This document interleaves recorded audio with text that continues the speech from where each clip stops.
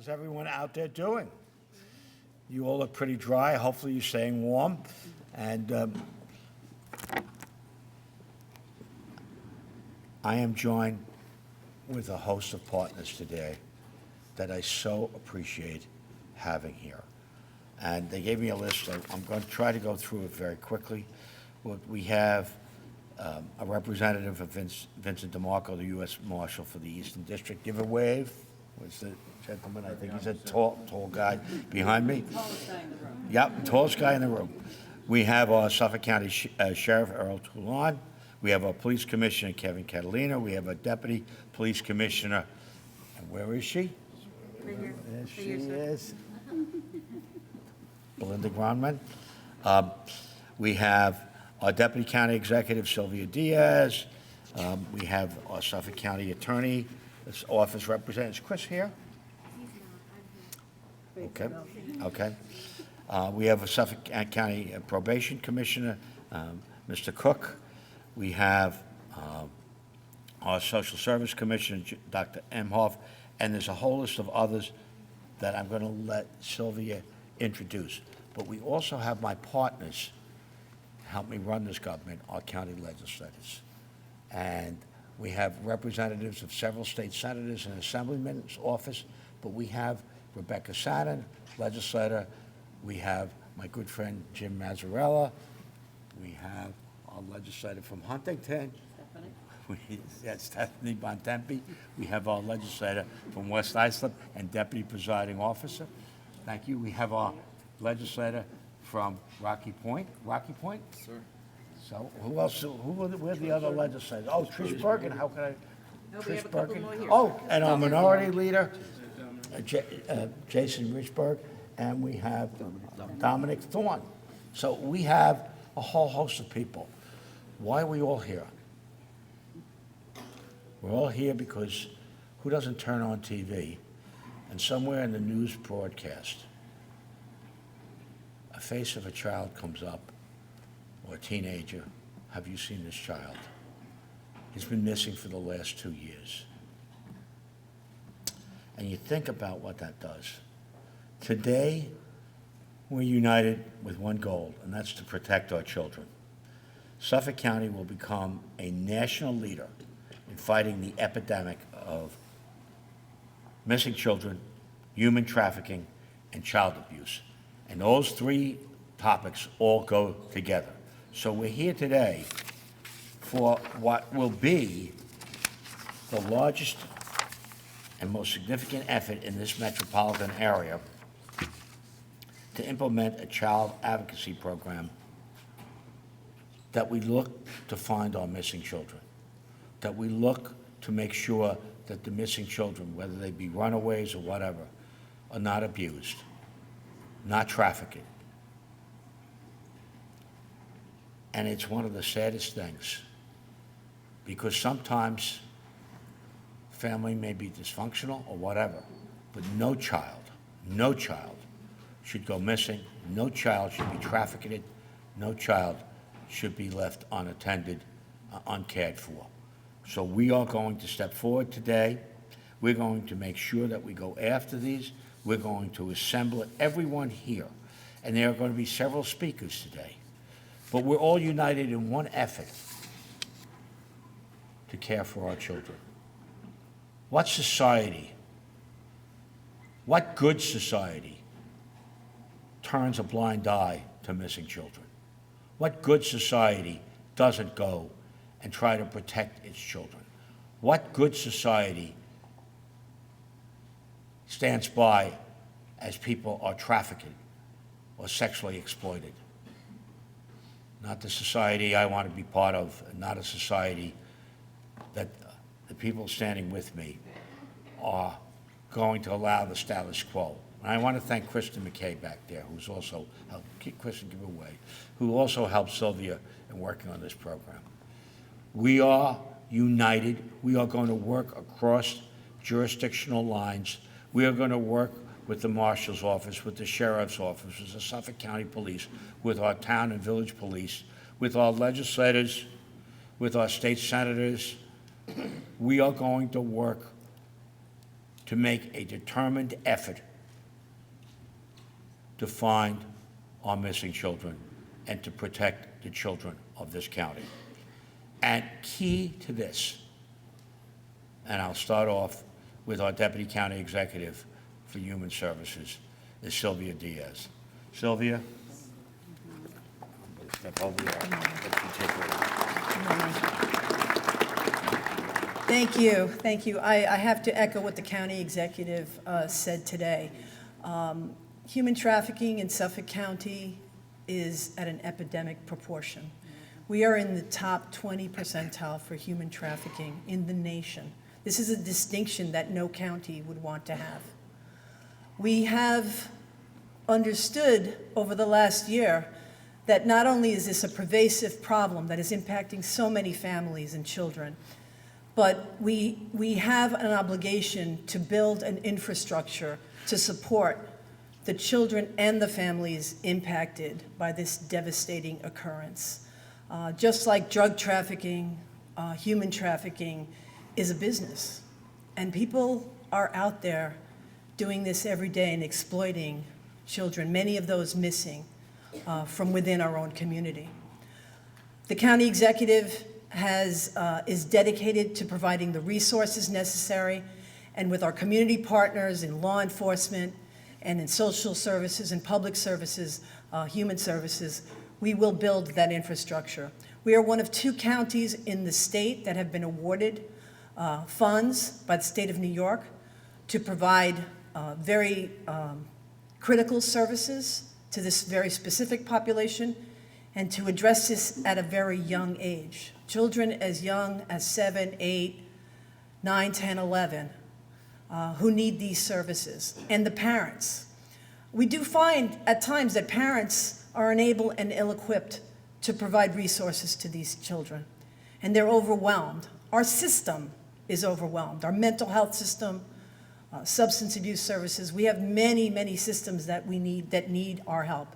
This in particular needs our attention and the guidance of our county leadership to move this forward and address this issue. We have partners here in law enforcement who'd like to speak a little bit. If I may, I'd like to introduce our Suffolk County Sheriff, Errol Toulon. Would you come up and say a few words?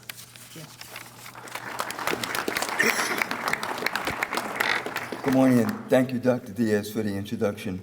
But more importantly, thank you, County Executive. In my 43 years in law enforcement, I have never seen such a collaborative effort dealing with this mission. And it is a mission that all of us need to look at and address. In 2018, I was speaking to our federal partners regarding gang-related issues here in Suffolk County. And one of them said to me, you know what, Sheriff, we're more concerned about human trafficking. And that's why in 2018, we established the first human trafficking unit in any jail or prison in the United States. And since then, 354 victims with 224 traffickers have been identified. But more importantly, many of these women have children. They have children that are impacted by what they are doing, by what they are forced to do by traffickers. And so being here and being part of this team to work with the victims, and the women in our jails are victims of human trafficking. They may have committed crimes, but they are victims because they were forced into this life. We are very proud to be part of this team. We look forward to working in any capacity that the county executive and his team needs. And going forward, I can tell you, we will do our best to eradicate this situation here in Suffolk County. Also with us today is our Suffolk County Police Commissioner, Kevin Catalina. Kevin?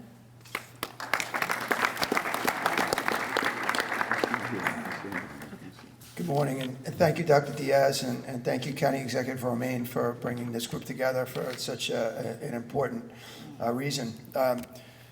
Children are our greatest resource, and we need to do our part to ensure that they have the greatest chance of success. We believe this interagency approach is a great start to helping our youth. Now, Dawn, I have to, say what I always say and go off of your talking point. So this is one of the most heinous crimes that there is. Oftentimes what happens in a situation like this is the predators who are out there go after these missing girls. They lure them in different ways, but nowadays the most likely approach is through the social media world. They find them, they exploit them mentally, they ultimately find a way to meet up with them physically. They offer them drugs and fake love, sometimes clothing, sometimes things that they just might not get at home. They turn around after a period of time and say, hey, now you have to pay me back. When these poor young girls and sometimes boys can't pay them back, they're told, well, then you have to work it off. And what working it off means, oftentimes, is becoming a sex worker. There is nothing more heinous than this. The people that do it are well-versed at finding their victims and exploiting their victims. They use them over and over and over. And again, it is the most heinous crime I think that you can commit. This approach is going to go out. It's going to find those girls. It's going to offer, and boys, and offer them services before they can be dragged into this horrible, horrible world. Our service providers are just incredibly well-versed in finding and helping those individuals, again, so they don't get dragged into this life. Oftentimes, even if we do find them in law enforcement, we lose them soon thereafter back into that world. And this approach is going to allow us to offer them services on a long-term basis so we can, ultimately save them. So that's the approach here. I couldn't be happier that we have everybody together to do it. I want to thank all of our partners and all of the elected officials who are here to work on this just incredibly important mission. So thank you, everybody, and we look forward to working together with you. Thank you. Legislator Chad Lennon. Thank you. We're here today because of leadership, good leadership that has seen an issue that's been going throughout this country and throughout our local communities. I was first introduced to human trafficking when I was on the border with the Marine Corps, down at our southern border, and we would see in graffiti signs, "Stop Child Sex Trafficking." That's when I first started to learn about what is happening nationally. Then I came over to be an assistant district attorney at the DA's office and learned about the human trafficking court. We even have a human trafficking court for juveniles, Aaron's Court, that was just started by Judge Camacho. And you see everyone taking leadership, and today we all stand together, side by side, to fight back, as our commissioner said, these predators who are exploiting the most vulnerable population we have, children, boys and girls as young as 10 and 12 years old, who even when they fight back, have their teeth pulled out by these predators. But today, it doesn't matter what side of the aisle you are, conservative, Republican, Democrat, we're all here together. It does not matter what level of government we're at, federal, state, and county. We are all here together, and we are fighting back and pushing back to protect our children. So thank you to our county executive for this great leadership. We also have a representative from the U.S. Marshal's Office. Adam Mackey. Adam, would you like to come up to say a few words? I know. Yes. Good morning, all. Thank you, Ed Mangano. Sorry. Apologize. Ed Romaine, I apologize. That's okay. I really do apologize. That was my fault. He has his issues. For inviting the U.S. Marshal Service here. The U.S. Marshal Service plays a significant role throughout the nation in safely locating and recovering children that are deemed critically missing, and we want to bring them home safely. Throughout the nation, we work closely with the state and local law enforcement in doing that, and building relations with them is important in locating and recovering these children. So with our dedication and our experience with the Marshal Service, we help recover those thousands of children throughout the nation, and we hope to do that here in Suffolk County. So with that, I appreciate Suffolk County inviting us, and we look to work alongside this initiative and bringing home many, many children safely. So thank you, sir. Thank you. I apologize again. Invariably, the children who are ultimately rescued may end up in foster care as a result of an inadequate home placement. So we have here the Commissioner of the Department of Social Services, John Imhoff. Commissioner Imhoff, Dr. Imhoff, would you just step up and say a couple of John? Thank you, County Executive. Before I tell you a little bit about social services, I want to tell you the underlying philosophy of the County Executive in gathering all these people. In Suffolk County, the County Executive has said no more silos. We work together. No matter what our department is, what our issues are, what our problems are, we have to work together. And if you look around, this is a perfect example of no more silos. We all have to communicate with each other. We're very fortunate in the Department of Social Services that we can, in fact, interact with children before they get caught up in sex trafficking or other types of illegal issues. We have hundreds of foster children in Suffolk County, and we have hundreds of foster families who've given of their time and service and trained themselves to be good foster parents. And we have hundreds of adoptive parents who have taken their foster children, fell in love with those kids, and have adopted them into their families. So we're very much in the forefront of stopping kids from getting into sex trafficking, criminal behavior, by bringing them out of some families. Regretfully, as Dr. Diaz said, some parents are not equipped to handle the issues of their children, and that's where social services can step in. I want to thank you again, County Executive. No more silos. No more silos. We also have Lieutenant Michael Rhodes from the New York State Troopers. Oh, sorry. Captain. Captain. That's the two bars being captain. Sorry. That's okay. I just wanted to say thank you very much, County Executive Ed Romaine, for allowing us to be involved in this very important initiative. Human trafficking is something that the New York State Police takes very seriously. We want to put our best foot forward in assisting in this communal effort. One of the biggest things that we could do, or the greatest things we do, is using our jurisdiction to combat this, multi-jurisdictional epidemic of crime. So it extends outside the county, and that's where we come in, because trafficking of humans sees no bounds a lot of times. So we're going to work with our local, state, and federal partners and task forces, and the wonderful assortment of different disciplines from multiple agencies that you see behind you. I thank you very much for this opportunity again, and I look forward to working very well with this.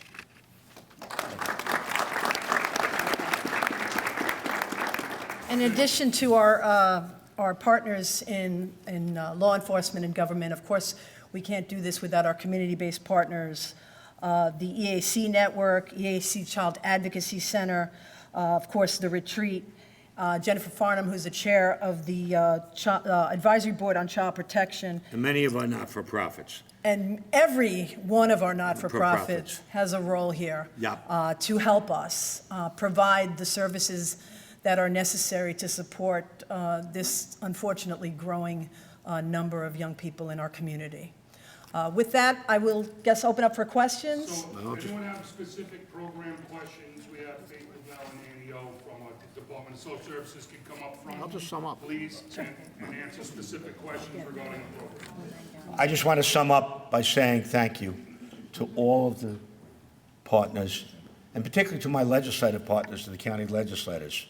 I could not do my job as county executive without their support. The county legislature has been very, very good and very supportive.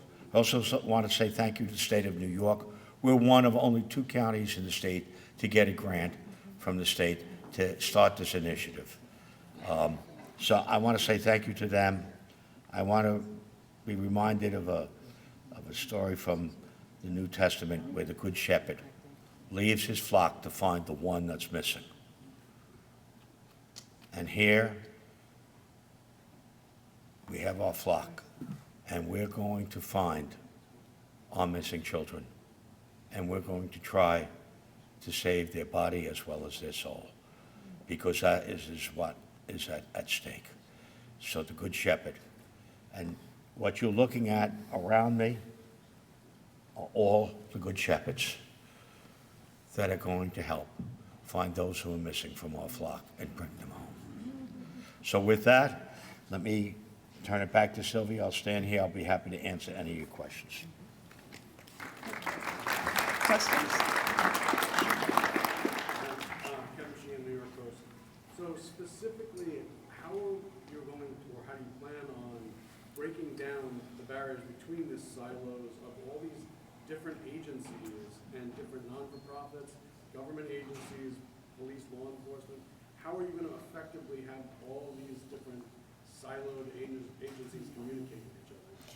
So, I'm so glad you asked. We have been working diligently on a project since taking office back in January of '24 to build a health and human services consortium with hundreds of members from all the not-for-profits throughout the county and Nassau County as well. And it's meant several times. We've met. Yes, yes. We have quarterly meetings, but now we have subcommittee meetings. And so that communication has been really growing tremendously. And that's actually what's given us the insights into these very significant problems that we have in terms of the infrastructure and in terms of getting very supportive services to very specific groups of people.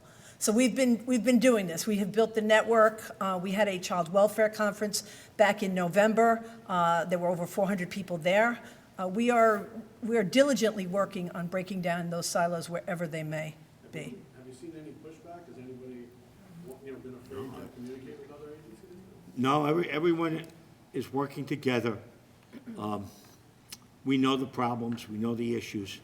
They're too serious for us to segment them. We want to work together. Everyone here, and a lot of other people, and some of the people out there, all are the same goal. We want government to work for a change. And this is probably one of the most critical issues that we face in this county today. Protecting our children, preventing human trafficking, and cutting out the criminal elements that sometimes prey on women, children, and families. So, and usually not only sex trafficking, but even drug trafficking. So we are all together working. And not one of us have all the answers, but together we do have some of the answers to the questions of what do we do next. And that's what this is all about, bringing people together so we can solve problems. And this is a huge issue here in this county. And if we can't protect our children, who can we protect? How much is the grant you mentioned? And beyond collaboration, are there specific steps being taken? Collaboration is great, but are there specific programs that are being introduced? Yes, the grant is a training grant, so it's, we're one of 2 counties receiving the training program. And that training program provides comprehensive supportive services. There are specific therapies and therapeutic interventions that have to be engaged in with working with this specific population. And those therapies will be intertwined with the rest of the supportive services for the programs. We have to have families in intensive therapy.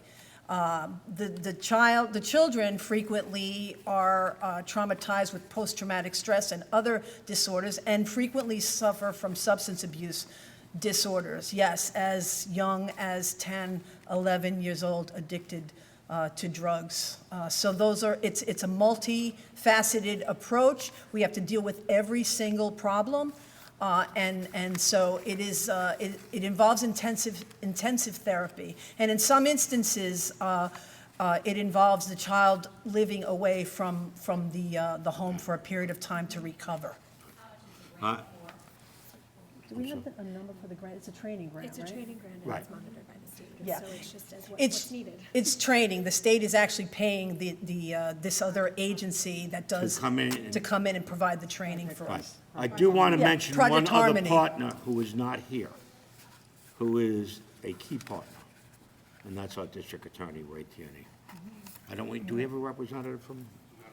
No, but he is one of our key partners, because while we deal with the children and the families, he deals with the crimes that are being committed.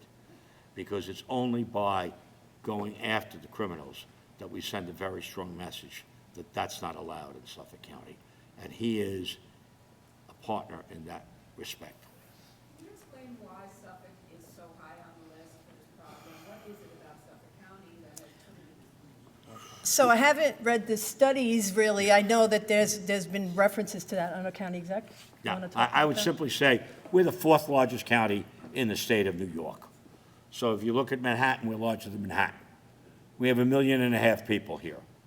So, and in terms of average age, we have a younger population than other counties. So that may account for that statistically. But we're going to get to the source of these issues as a collective group, and we're going to address that. And we're hoping that whatever the numbers show today, they will show a steady decline in this. Our goal is to drive out the criminal element, protect our children, restore families, and whenever possible, provide the therapeutic cure that is necessary for the people involved. So our goal is to reduce this. This is something that should not be happening. And you know what? While it's a national problem, it's a problem here. Who doesn't turn on their TV news at night? We're somewhere in the middle of it. Thank God they do this. They advertise, have you seen this child? And that's something that tells you that this problem is pervasive. And what you see today, what you see before you, including representatives of our state senators, who I want to thank, Mr. Palumbo, Alex's representative, give a wave, and Mr. Senator Murray, give a wave, Representative, and Joe DiStefano, our assembly person. What you see today are the good shepherds, the ones that leave the flock to find the missing sheep. And they are committed to that, all of us, legislators, administrators, not-for-profits, you name it. But you know what? What we have in this county is a tremendous amount of talent. My hope, people working with me, to take that talent and apply it so we can resolve some of the issues that face us. But think of all the issues, budget deficits, this and that, and some of the other stuff that government talks about. What is more important than preventing human trafficking, than protecting children, and trying to give the next generation a fair start? So, to my shepherds, thank you all, to our sheriff, state police, to our U.S. Marshal, to our Suffolk County Police, to our town and village police. Thank you all. Any more questions? Yes. With so many different agencies involved, who's actually in charge of this effort? And are the different departments dedicating specific personnel to this effort now full-time that weren't? Yes, each of the departments have designated staff working on this, and we've been convening, and you know, once we received the grant, it was full steam ahead. We want to get those services out there and provided. So leadership in each of the departments, and of course, our community-based partners, we couldn't do anything without them. Just a question to kind of lay it out so we understand how it's going to work. So hypothetically, a teen goes missing, you think she or he's being trafficked. Do you, what happens next? Who talks to whom? Yep, sure. Yeah, sure. Please identify yourself. Sure. Hi, my name is Faith Lavelle. I'm the Bureau Chief for the Family Court Division of the County Attorney's Office. I'm here on behalf of Christopher Clayton, our County Attorney. So I can explain a little bit about Project Harmony and the operation and sort of what the first steps are. So Project Harmony in itself is a model that was formulated originally in Omaha, Nebraska at their Child Advocacy Center. The Child Advocacy Center is a child-focused place where young people can go when they traditionally have been the victims of sexual abuse or physical abuse. We have an amazing child advocacy center here in Suffolk County as well. And so the model brought to Suffolk County looks like a collaborative response with all of the stakeholders here and many that are sitting out in the audience, so that when a young person goes missing and law enforcement receives that call that a young person has gone missing, it basically triggers that collaborative response of every agency around. And so what it looks like is as soon as a missing person report happens or there's a claim of a missing child, we all in our own specialties not only start looking for that child and sharing the information with each other to try to find that child, our service providers and the folks on the ground in the community are also immediately working with the families, whether it's the parents, the persons that are responsible for them, anyone in their community, in order to make sure that when they do arrive home safely, that they stay home. That's one of the biggest missing pieces that many of our law enforcement partners addressed, is that young people come home and a day later they're missing again. So really the thrust of this program is that we're all working together, not only to get them home safely, but to make sure that they stay home. A perfect example would be of the detective Thanks, investigators everybody. and Suffolk County Police with the gal, the 14-year-old that went missing. All right, nobody go, nobody move, thank you. okay. You know the drill.